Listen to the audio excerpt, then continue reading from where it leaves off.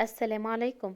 النهارده رجعت لكم فيديو جديد، معلش اتاخرت عليكم. النهارده هعمل معاكم مخلل الليمون دوت. طبعا رمضان جاي والعزومات بقى، وطبعا السفره بتحب المخللات في رمضان. هعمل النهارده معاكم الليمون بطريقتين.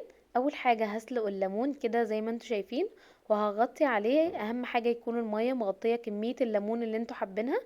اول ما يفرقع معايا كده اعرف اللي هو خلاص استوى، بشيله على طول من الميه. ما بسيبهوش يتهري خالص. اول بس ما يفرقع كده اعرف خلاص اللي هو كده معايا بقى جاهز، واشيله على طول من على النار. اول طريقه بقى اللي انا هعمل الليمون دوت بالميه بتاعه الليمون ذات نفسها، عشان في ناس قالت لي بيمرر معاها بميه الليمون. حطيت كده ربع كوبايه من الخل، وثلاث معالق كبار كده مليانين من الملح، ومعلقتين من السكر. انا عملت كميه قليله بميه الليمون ذات نفسها، عشان في ناس كتير قالت لي ده بيمرر بميه الليمون، وقلت اجرب معاكم الطريقتين واشوف ايه النتيجه. بعدين حطيتها كده في كوز عشان اعرف احط الميه زي ما انتم شايفين كده.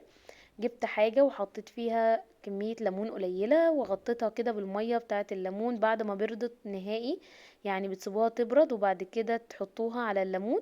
بعد كده غطيتها بقى بكيس تلاجة او اي اكياس، وغطيتها كويس جدا.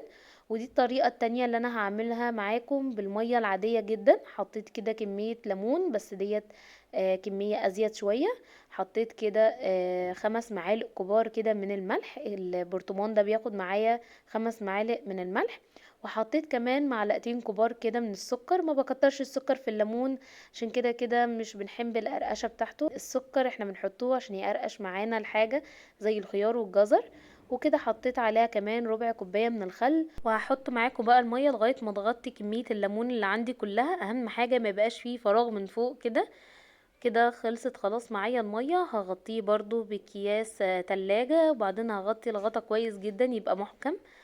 وكده هنسيبه بقى حوالي اسبوعين. انا فتحت عليه بصراحة بعد اسبوعين، لان انا كنت في مكان يعني ما، وما رجعت لقيت بقى الليمون معايا استوى خالص. ده الليمون اللي احنا خللناه بمية الليمون ذات نفسه. كان طعمه لذيذ جدا، ومكانش مهري خالص، وما كانش ممرر نهائي. يعني لو حابين تعملوه بمية الليمون، بالعكس نكهة الليمون باينة فيه اكتر وظاهرة فيه اكتر. ما مررش معايا خالص نهائي. وزي ما انتم شايفين بص، طري من جوه وناشف من بره. يعني ما كانش اللي هو ممرر واللي هو لسه مستواش. وتقدروا لو مستواش معاكم بعد اسبوعين تقدروا تسيبوه اكتر. البرطمان ده طبعا كان خلص معايا، انا عملته متأخر جدا الفيديو. بعد كده دوت اللي احنا عملناه بالمية العادية جدا، برضو استوى معايا. طبعا انا خلصت البرطمان اصلا، ما كانش فيه غير حبة صغيرين جدا. كان طعمه في منتهى الجمال برضو، ما كانش فيه مرارة خالص. يعني الطريقتين النتيجة بتاعتهم واحدة. مفيش حاجة اسمها بتمرر، لا كان طعمه لذيذ جدا. تقدروا تجربوا الطريقتين وتقولي لي ايه رأيكم، والطريقة اللي انتوا تحبوها واللي انتوا تحسوها اسهل عليكم اعملوها. متنسوش بقى لو عجبكم الفيديو تعملوا لايك وشير. ولو اول مرة تشوفوني، انا اسمي رحمة. يا رب فيديوهاتي تكون بتعجبكم، يكون الفيديو مفيد ليكم. اشوفكم المرة الجاية على خير يا رب، وبألف هنا.